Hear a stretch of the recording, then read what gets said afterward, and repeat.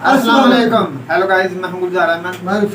मैं मोहम्मद। आप देख रहे हैं GM authentic reaction YouTube channel. आपका हमारे चैनल पर स्वागत है, वेलकम, नमस्ते। अगर आप देखना चाहते हैं ऑथेंटिक रिएक्शन वीडियोस, अब हमारा चैनल जरूर सब्सक्राइब करें, लाइक करें, शेयर करें, यूं ही अपना प्यार दिखाते रहें। देखते हैं भी वीडियो आलोक साहब की वीडियो का टाइटल हिंदी में है कुछ, why India is progressing and Pakistan are we behind.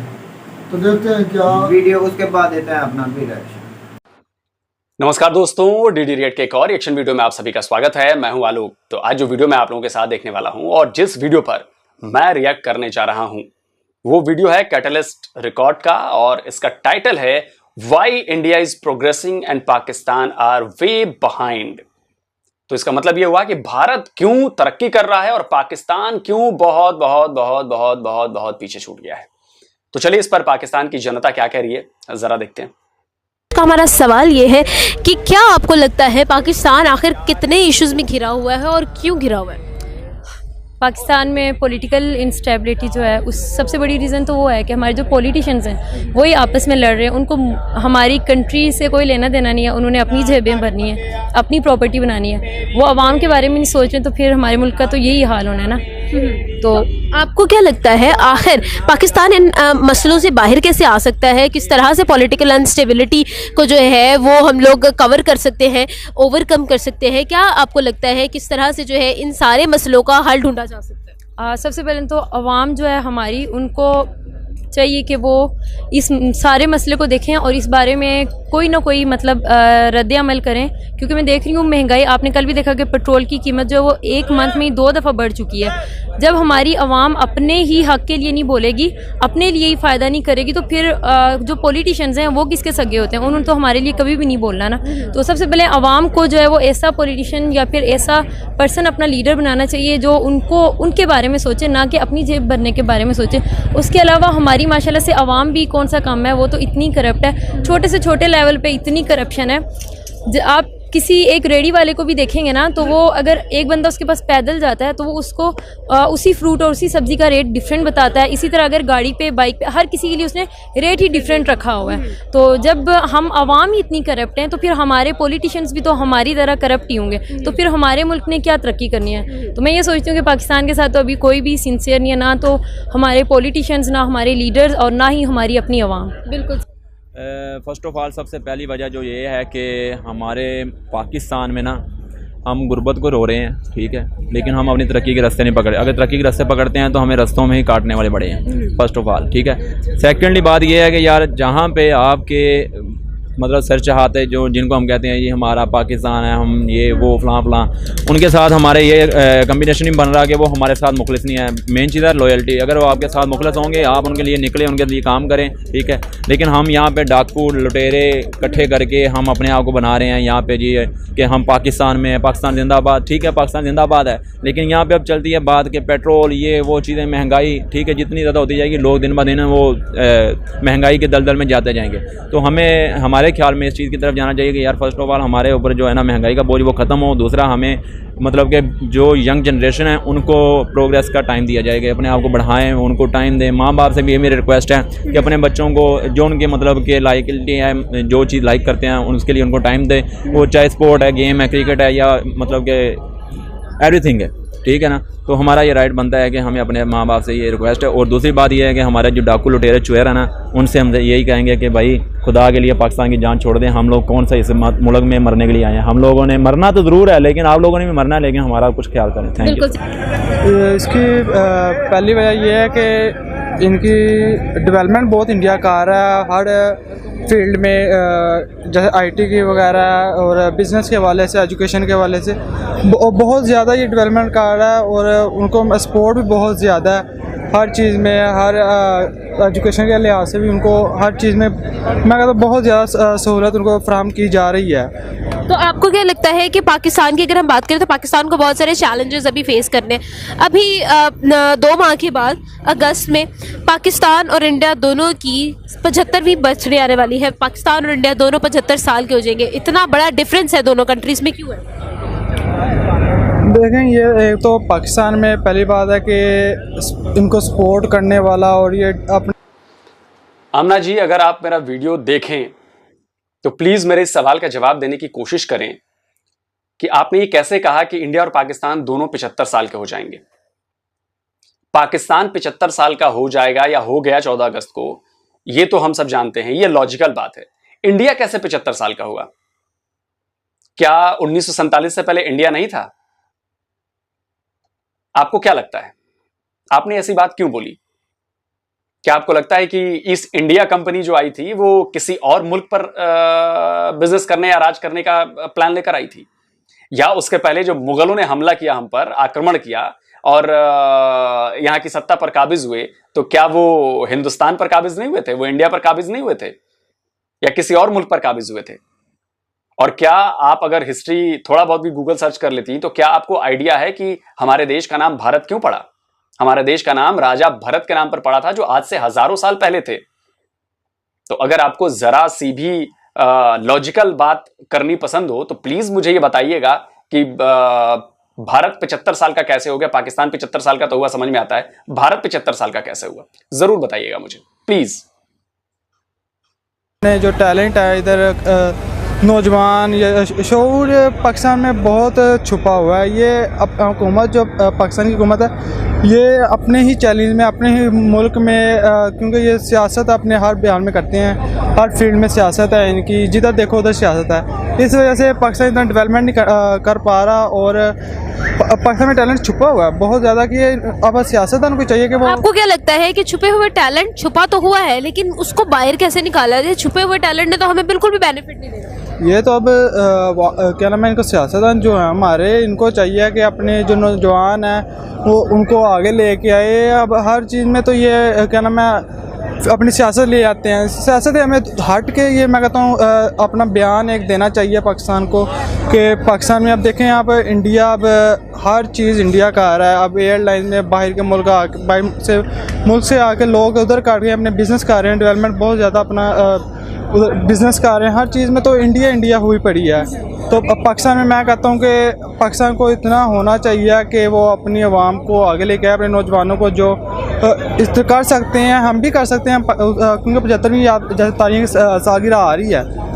तो मैं कहता हूँ इंडिया तो हमारे से बहुत आगे है। ये मेन इशू है कि हमारे शुरू में ना डेमोक्रेसी नहीं इतनी मजबूत रही, उस वजह से ये मसले वगैरह आते हैं, प्रॉब्लम आते हैं। आपको क्या लगता है कि इंडिया की डेमोक्रेसी इतनी मजबूत है? इंडिया की देखिए, जितनी इंडिया इतना बड़ा मुल्क है, अगर वहाँ पर मार्शल लॉ लगा होता या फौज आई होती तो इंडिया के कम से कम 20 मुल्क बन गए होते, उसकी डिवीजन हो गई। सिर्फ डेमोक्रेसी की वजह से वो इंडिया भी बचा हुआ है। हम पाकिस्तान का हाल देख लें, हमने 25 साल में बांग्लादेश बनवा दिया। अब उसकी आप इंडिया की मिसाल दे रही है, बांग्लादेश की इकॉनमी हमसे ज़्यादा होगी है, उसके $42 बिलियन के रिजर्व हैं, हमारे पास अभी 9 या 10 बिलियन के रिजर्व है। मुझे ये बताइए कि आपको क्या लगता है सर कि इंडिया ने अगर इतना ग्रो कर लिया है, इतना आगे चला गया है, तो किस वजह? किसने कहा आपको? सर इंडिया एशिया की तीसरी बड़ी इकोनॉमी बन चुकी है। वो फेक उन्होंने सारी फिगर दिए हैं। सर ये इंडिया के फिगर्स नहीं है। अच्छा, ये वर्ल्ड वाइड जो सर्वेज होते हैं, जो वर्ल्ड वाइड लॉगरिदम्स आते हैं, उनका जो सर्वे वो ये है कि वहाँ पर डेमोक्रेसी की वजह से अदारे मजबूत रहे हैं वहाँ पर। यानी अब देखें इलेक्शन होता है, सब वहाँ मानते हैं अदारे मजबूत है, हमारे इन्होंने अदारे मजबूत उन्होंने दिए, जो भी इसका रीज़न है पता ही आपको। बिल्कुल सही है। बस नहीं बोले।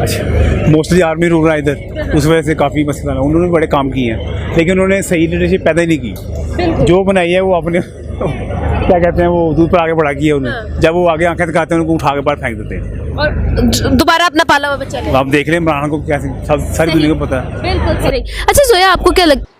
अच्छा, मुझे बड़ा मजा आ रहा है आजकल पाकिस्तानी रिएक्शन देखने में। पहले ऐसी बातें सुनने को नहीं मिलती थी कि आर्मी वाला ऐसा कर रहा है, आर्मी वाले ने बिठा दिया, आर्मी वाले ने उठा के फेंक दिया।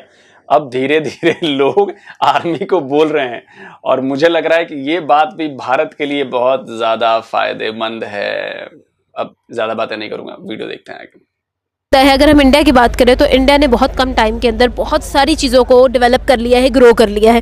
आपको क्या लगता है इंडिया ने किन ग्राउंड्स पर काम किया? मुझे इंडिया के बारे में इतना नॉलेज नहीं है, क्योंकि हम तो माशाल्लाह से ऐसे मुल्क में रह रहे हैं कि हम अपने मसलों में इतने घिरे होते हैं। तो मैं ये सोचती हूँ कि इंडिया की, जैसे हमारे पाकिस्तानी चैनल्स हैं, वो इतना मतलब पाकिस्तान के बारे में बुरा जो है वो ऑन एयर कर रहे होते हैं, तो दूसरे कंट्रीज़ को पता चल होता है पाकिस्तान में ये हो रहा है, ये हो रहा है। इसी वजह से तो हमारे कंट्री को जो है आपने पॉजिटिव इमेज देना, ठीक है? हमारे इंडिया के बारे में? हाँ पॉजिटिव में हमारी ऑडियंस है।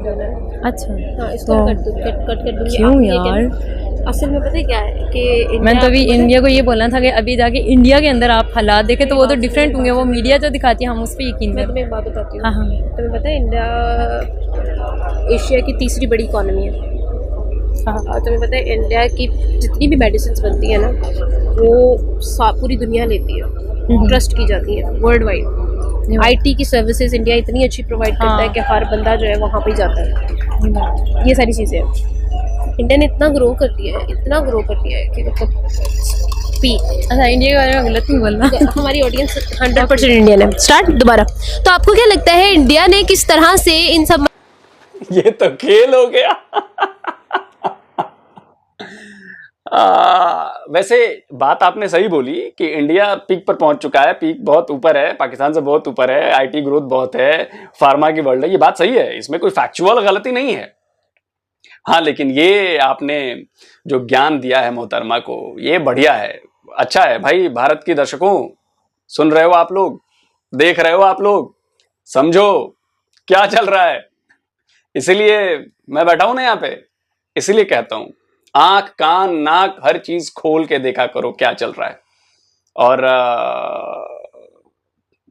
सब कुछ आंखों के सामने कट करना भूल गई। खैर मसलों को हल करके किस तरह से ग्रो किया? मेरे ख्याल से जो इंडियंस हैं वो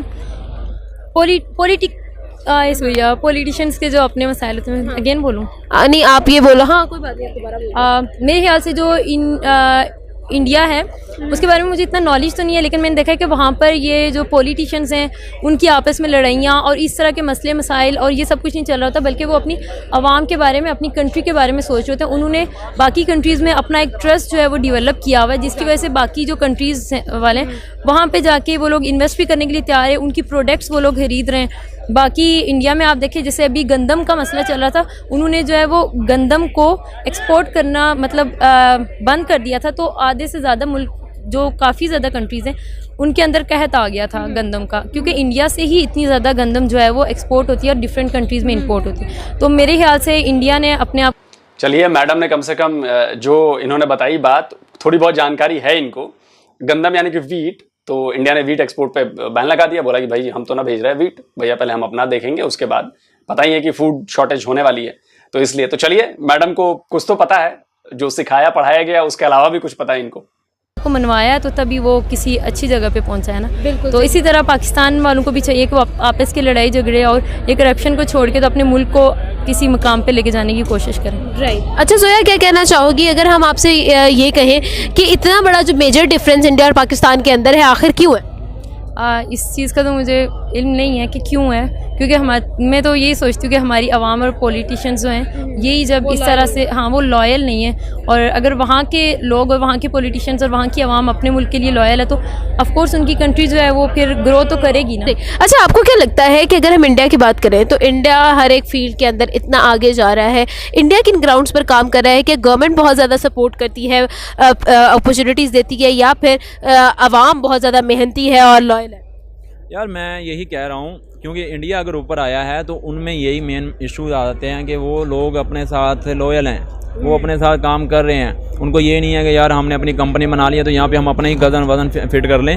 उन्होंने वहाँ से आउट ऑफ कंट्रीज़ के साथ कम्बिनेशन बना के अपना आप मुल्क चलाया है, ठीक है। आस्ता आस्ता वो सक्सेस हो रहे हैं, अल्लाह करेगा हम भी हो जाएंगे, ठीक है। कोई ऐसा बड़े मसले वाली बात नहीं है। तो मसला मेन यहाँ पे ये आ रहा है कि हम लोग एज आ मुस्लिम होकर भी उनसे पीछे क्यों आ रहे हैं। मेन मसला यही है। मैं मैम आपसे पहले भी कह चुका हूँ कि हमें अपने मुल्क में जो डाकू लुटेरे चोर हैं उनका और अपने जो साथ लॉयल हैं उनका मुआवजा करना है, बिल्कुल ठीक है ना। अगर वो हमारे साथ सही हो जाए हम ऑटोमेटिकली सक्सेस हो जाएंगे। लाइफ में मुश्किल नहीं है आगे बढ़ना, लेकिन बढ़ने के लिए आपको क्यों मिलना चाहिए। क्यों तब मिलेगा जब आपके साथ आपके लोग। जी व्यूअर्स, आज का हमारा टॉपिक था इंडिया और पाकिस्तान की प्रोग्रेस और बहुत सारे फैक्ट बेस्ड हमने बातें की और लोगों का ओपिनियन जाना उसके बारे में।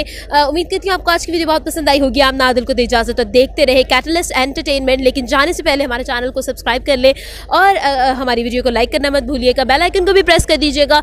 और अगर आप कुछ शेयर करना चाहते हैं, हमें कुछ भी बताना चाहते हैं, कमेंट बॉक्स में हमें ज़रूर बताइएगा। मिलते हैं अगली वीडियो में एक नए मज़ेदार से टॉपिक के साथ, तब तक के लिए आप नादिल और कैटलिस्ट एंटरटेनमेंट को दे इजाजत। अल्लाह हाफिज। तो वीडियो खत्म हो गया है और देखा आपने, एक छोटी सी लापरवाही जो है वो बहुत बड़ा कांड करा सकती है। तो आज जो है कांड हो गया और मुझे लग रहा है कि आमना ने भी वीडियो को प्रीव्यू नहीं किया, जो अक्सर ये बहुत ज़रूरी है करना। कई बार मैं भी भूल जाता हूँ वीडियो प्रीव्यू करना, जल्दबाजी होती है, टाइम कम होता है तो हो जाता है, लेकिन मुझे लगता है कि भाई जब एडिट हो रहा होगा तो प्रीव्यू तो करना चाहिए। दूसरा, मुझे लग रहा है कि जिस एडिटर ने ये वीडियो इनका एडिट किया होगा उसकी आमना से बनती नहीं है, मुझे ऐसा लग रहा है। उसने कहा कि अच्छा बेटा, अच्छा मौका मिला है, नहीं काटो इसे, जाने दो इससे। मुझे नहीं पता क्या है, लेकिन कुल मिलाकर देखिए, अब आप इस पे बात होगी कि स्क्रिप्टेड वीडियो है, ये है, वो है, सब कुछ है, सब कुछ मान लिया, सब कुछ है, लेकिन मेरे एक सवाल का जवाब दीजिए कि क्या जो बात कही मैडम ने कि भाई इंडिया आईटी सेक्टर में बहुत ऊपर है, इंडिया जो है वो एक्सपोर्ट में बहुत ऊपर है, इंडिया जो है एजुकेशन में बहुत ऊपर है, तो क्या ये बात गलत है? क्या ये फैक्ट गलत है? नहीं है, ये फैक्ट सही फैक्ट है। और अगर ये फैक्ट वो बुलवा रही है किसी की जबानी बोल के, तो ये हमारे लिए और बेहतर है, क्योंकि ये वीडियो दुनिया भर में लोग देखते हैं, अलग अलग जगहों पर देखते हैं, पाकिस्तानी भी देखते हैं, सब कुछ देखते हैं। तो इंडिया के बारे में जो बात इन्होंने कही कि ये बोलिए, तो जो बात बोली वो तो सही बात बोली ना, तो इसका फायदा हमें है, हमारी छवि अच्छी हो रही है। अब वो चाहे स्क्रिप्टेड हो चाहे नॉन स्क्रिप्टेड हो, उससे कोई मतलब नहीं है। मतलब ये है कि जो बात कही गई, क्या वो बात सही है या गलत है? तो वो बात सही है। तो जब बात सही है, उसको हजारों लाखों लोग देख रहे हैं, तो जाहिर सी बात है कि जब भारत की सही बात देखेंगे तो जाहिर सी बात है कि वो स्प्रेड होगी चीज। तो भारत के लिए तो ये बेहतर है, आप जबरदस्ती बुलवाओ, आप पैसे देके बुलवाओ, आप स्क्रिप्ट लिखवा के बुलवाओ, आप कैसे भी बुलवाओ, ज्ञान देके बुलवाओ, भारत के लिए अच्छा हो रहा है। तो जो भारत के लिए अच्छा होगा उसमें कोई दिक्कत नहीं है। चलिए, ये तो हो गई भाई जो कांड हुआ उस पर। अब आते हैं भारत की प्रोग्रेस पर और पाकिस्तान की नॉन प्रोग्रेस पर। तो भारत का जो ग्राफ है ना, अगर ये लाइन हम देखें तो भारत का ग्राफ यूं जा रहा है, और ठीक इसके 180 डिग्री पे पाकिस्तान का ग्राफ है जो यूं जा रहा है। आप देखेंगे, अगर आप पिछले 75 साल का अगर आप कंपेयर करें, तो 75 साल पहले पाकिस्तान और भारत की इकोनॉमी में कुछ ज्यादा फर्क नहीं था। 75 साल में पाकिस्तान की जीडीपी और भारत की जीडीपी में कुछ ज्यादा फर्क नहीं था। 75 साल पहले पाकिस्तान के फॉरेक्स रिजर्व में और भारत के फॉरेक्स रिजर्व में ज्यादा फर्क नहीं था। 75 साल पहले फॉरेन इन्वेस्टमेंट में भारत और पाकिस्तान के बीच ज्यादा फर्क नहीं था। लेकिन पाकिस्तान जिस मुकाम पर था वहां से वो नीचे जा रहा था 75 साल बाद, और नीचे जा चुका है, और भारत जिस मुकाम पर था वो 75 साल बाद बहुत ऊपर आ चुका है। तो इसका मतलब यह हुआ कि पाकिस्तान के लोगों ने, पाकिस्तान के हुक्मरानों ने, और अगर जो पाकिस्तान के लोग कहते हैं कि हुक्मरानों की गलती है, मैं बिल्कुल इसके खिलाफ हूं। वहां की 100% गलती वहां के लोगों की है, वहां की जनता की है, वहां की पॉपुलेशन की है कि उन्होंने आवाज क्यों नहीं उठाई। 75 साल का वक्त कम नहीं होता है। भारत में कुछ भी होता है फौरन लोग आवाज उठा देते हैं। सरकार को किसान कानून हटाने पड़े ना, हटाने पड़े कि नहीं पड़े? ये क्यों हुआ? यही तो हमारी डेमोक्रेसी है, ये हमारे लोकतंत्र की खूबसूरती है। सरकार कुछ चीज फायदा लेकर आई, उसने देखा फायदा, किसानों को बात पसंद नहीं आई, वो धरना करे, साल भर चला, 1.5 साल चला, हटाना पड़ा ना आखिरकार। तो सरकार ने भी हटा लिया, चलो भाई ठीक है, अगर नहीं हो पा रहा तो चलिए हटाइए, कोई बात नहीं। पीएम मोदी ने माफी मांग ली। तो ये होती है जनता और सरकार के बीच का संबंध। आपके यहां क्या है? आपने ऐसे धरने प्रदर्शन क्यों नहीं किए?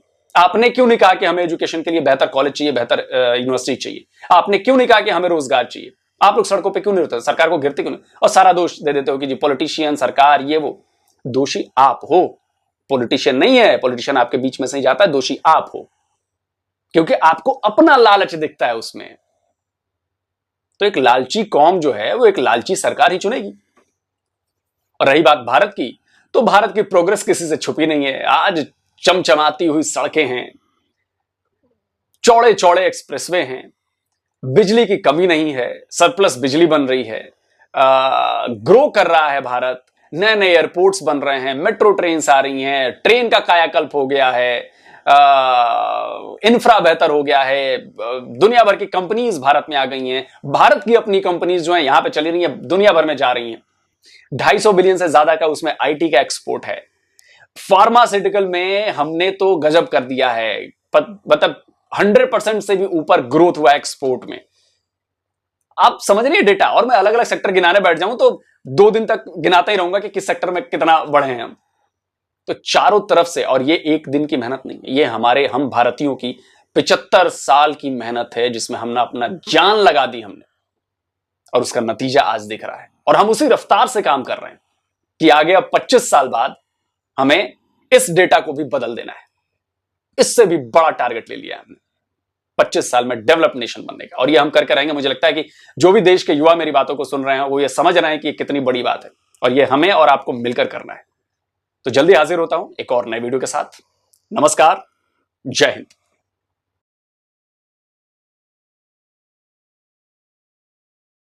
वीडियो ही खत्म। सबसे पहले तो मैं आमना शेख की वीडियो स्क्रिप्टेड और नॉन स्क्रिप्टेड पर आऊँगा। देखें कि जब ये ब्लॉगर इंटरव्यू करते हैं ना, क्योंकि मेरा भी अब इसी फील्ड से तल्लुक़ है, मैं भी कर रहा हूँ अपना ब्लॉग। यकीन करें मुझे दूसरे का तो नहीं पता, मैंने आज तक कभी भी, मैं चैलेंज से कह सकता हूँ अभी तक 4 दिनों का पता नहीं मैं स्क्रिप्टेड करने लग जाऊँ, अभी तक मैं कोई एक वीडियो भी स्क्रिप्टेड नहीं की। मुझे कहते हैं लोग हकीकत जाने, मुझे कहते हैं कि आप मुझे आंसर में लिखा हुआ है कि इसका आंसर जवाब बता दें, हम बोल देते हैं। मैंने कहा नहीं, ऐसा कभी भी नहीं होगा। और मेरे एक इंडियन दोस्त थे, हम जब कर रहे थे ब्लॉग बैगेज कांट भी चूजर्स, तो यू आर बैगेज ये जब हम ब्लॉग कर रहे थे, भाई गुलजार को पता, वो हमारे उसको क्या नाम है भाई का, उसकी हमारे साथ वीडियो कॉल भी आ रही थी व्हाट्सएप पे, भाई के साथ वो भाई गुलजार के साथ कॉल भी कर रहा था। उसको हम दिखा रहे थे कि हम देवलक से आंसर क्वेश्चन बता रहे हैं, जो जिसका मर्जी जी में आता है वो बोलता है, और हम उसको ऑन एयर कर देते हैं। ये है थोड़ी सी एडिटिंग वगैरह करनी पड़ती है, कुछ चीज़ें ऐसी होती है लंबी, एडिटिंग ना करें तो वीडियो इतनी लंबी हो जाती है कि देखने का जी नहीं करता। मतलब आधे घंटे की वीडियो बन जाती है, 28 मिनट की बने, तो उसको फिर थोड़े से काट छांट करके लेकर आना होता है, 16-17 मिनट में लेकर आना होता है। भाई मैं ये बात करना चाहता हूँ, ये जो आमना शेख साहब हैं, ये तो एक फेक, इसका जो नेगेटिव रोल है ना, ये फेक हो जाएगा कि आप उसको मजबूर कर रही हैं कि आप इंडिया की तारीफ करें। फेक हो जाता है, फेक हो जाता है ना, वो आपका जो मर्जी है चीज़ आप बोले, आपका चैनल को सबको पता चल गया क्या फेक है। पर ये बात सच है कि रुखसार भाई इंडिया वाकई तरक्की कर रहा है, उसमें तो कोई दो राय नहीं वो है। तो सबको पता बात तो ठीक है, लेकिन हो सकता है इसे जानबूझ के, लेकिन ये जो आपने अपने ड्यूटी के साथ ये समझ वो ड्यूटी पूरी नहीं कर, उसका सिर्फ इतना है कि वो एंकर का होता है ना, वो अपना क्वेश्चन भाई एंकर का जो होता है ना, वो सिर्फ सवाल रिव्यू लेना होता है, रिव्यू लेना, उसकी मर्जी है जो भी मर्जी आगे से बोले, बोले। ये नहीं आपके उसको तारीफ करनी है या बुराई करनी है। फिर आंसर जो वो करता है उसमें वो काउंटर उसको कर सकता है कि यार हकीकत तो ये है, आप ये बता रहे हैं, फिर काउंटर कर, ये उसका काम है। ये नहीं कि उसको स्क्रिप्टेड कर मैं यकीन करें भाई गुलजार का व्हाट्सएप नंबर जितने मेरे इंडियन भाई उनके पास होगा, हमारे साथ कॉल भी चलती रही है हमारे भाई के साथ, तो वो हम दिखा भी रहे थे कि देख हम शहर में घूम रहे हैं, और बकाया सिर्फ सवाल बताते थे, आंसर वो जो उसका जो मर्जी करता वो खुद भी बता। और मैं यही कोशिश कर रहा हूँ कि मैं ये जो स्क्रिप्टेड वाला सीन है ये लाऊं ही ना। अगर किसी को भी मैं, और ये एक और सुन ले, मैं आपके साथ में ये भी बताता कि मैं अपने ब्लॉग पर बताऊंगा कि जब मेरे 1000 सब्सक्राइबर हो जाएंगे, मोनेटाइज हो जाएगा, तो मैं 1 या 2 दिन लगातार, हो सकता है मैं पूरा हफ्ता पूरा लाइव जाकर आपको दिखाऊंगा किस तरह मैं वीडियो बनाता हूँ। अगर मेरी वीडियो कभी भी स्क्रिप्टेड लगे तो मुझे बताइएगा, पूरा हफ्ता करेंगे इसको। तो चलो चलते हैं वीडियो के। अब ये हकीकत बात है, मैं सिर्फ इतनी बात ये कह रहा हूँ कि ये अपनी ड्यूटी के साथ ये अपनी ड्यूटी नहीं कर रहे जो आमना शेख साहब जो हैं, मैं ये कह रहा हूँ फेक है, ये इसका बहुत नेगेटिव रोल। और इंडिया जो है उसमें तो भाई जब हम ये चैनल नहीं बनाए थे, हकीकत बात अगर बताऊँ, जब ये हमने जीएम नहीं बनाया था, ब्लॉग नहीं, जीएम जब मैं नहीं बैठा था तो मेरी सोच भी कुछ इस तरह की थी, लेकिन इतना था कि अभी कंडीशन अच्छी नहीं, लेकिन सोच मेरी भी यही थी, इंडिया तो हमसे तो हो ही नहीं सकता कि हमसे आगे हो ही नहीं सकता, वो हमसे तगड़ा हो नहीं सकता, वो हमसे पावरफुल हो। तो यकीन करें जब पता ही नहीं चीज देखा है, बैठे हैं, सुना है, तो और अभी कुछ समझ आई है। रुखसार भाई हमारे यहाँ जो इधर अवाम को है ना, अवाम को यही पता है कि पाकिस्तान अभी भी इंडिया से तगड़ा है। उनको फिगर का कोई पता नहीं कि इंडिया कहाँ के एशिया की दूसरे नंबर पर इकॉनमी चली गई है। उनको यही पता है कि पाकिस्तान से वो दुश्मन है, उसके खिलाफ ही हमने बयान देना। बस ये पता है, ये भी बात हो सकती है। और अक्सर ये हुआ कि जब हम उस इंडिया का नाम ले जाते हैं ना, तो हमसे आगे हमें क्रिटिसाइज किया जाता है। मैं कितनी दफ़ा वो क्रिटिसाइज हुआ कि आप तो इंडियन एजेंट हो। तो यकीन करें ये अल्फाज सुने, तुम तो गद्दार हो मुल्क के। ये भाई गुलजार भी साथ हो, भाई गुलजार से पूछ सकते हैं। और ये जब हकीकत हक और सच की बात की जाए तो फिर दुश्वारियाँ तो आती हैं, और दुश्वारियों से घबराने वाला मैं तो नहीं है जो फिर हक और हाँ इंडिया जिस जगह पर गलत होगा मैं उसको डंके के चोट पर कहूँगा कि ये इस जगह पर गलत है। हाँ, और जहाँ पाकिस्तान गलत होगा मैं पाकिस्तान के अवाम को भी कहूँगा कि आप इस जगह पर गलत हैं और इस चीज़ को तस्लीम करें। और बहादुर वही होता है जो अपनी बुराई और गलती को तस्लीम कर लेता है। ये क्या मसला है कि पाकिस्तान और इंडिया के दरमियान इतना फ़र्क आ चुका है कि वो लोग साहब बात कर रहे थे कि इंडिया जो है 90 डिग्री की तरफ ऊपर जा रहा है और पाकिस्तान जो है 90 डिग्री की तरह नीचे जा रहा है। ये इतना बड़ा फ़र्क क्यों आया रुखसार भाई? आप मेन सवाल आ ये आम बंदे को ये गुलजार पता है क्यों फ़र्क आ गया है।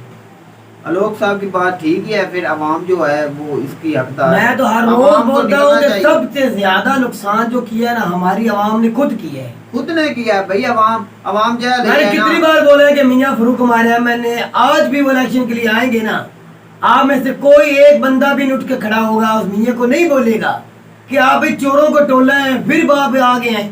कोई भी बात नहीं, सब ये कि मियाँ साहब आओ, मियाँ साहब बैठो, मियाँ साहब बिठाने की जगह नहीं मिलेगी। तो बात ठीक है, एक चोर है, एक डाकू है, एक कातिल है, फिर अवाम उसको वोट देगी। अपने लालच की खातिर अपनी एक बकरी बचाने के लिए हम पूरा वो कि क्या भाई आपका हक बनता है जब करप्ट कोई लीडर इधर आता है ना, कोई MP MLA उनको सपोर्ट करने वाला मियाँ या सरदारी को, उसको बोलो भी आपने 75 साल में क्या दिया मुल्क को बदनामी के अलावा, रिश्वत के अलावा।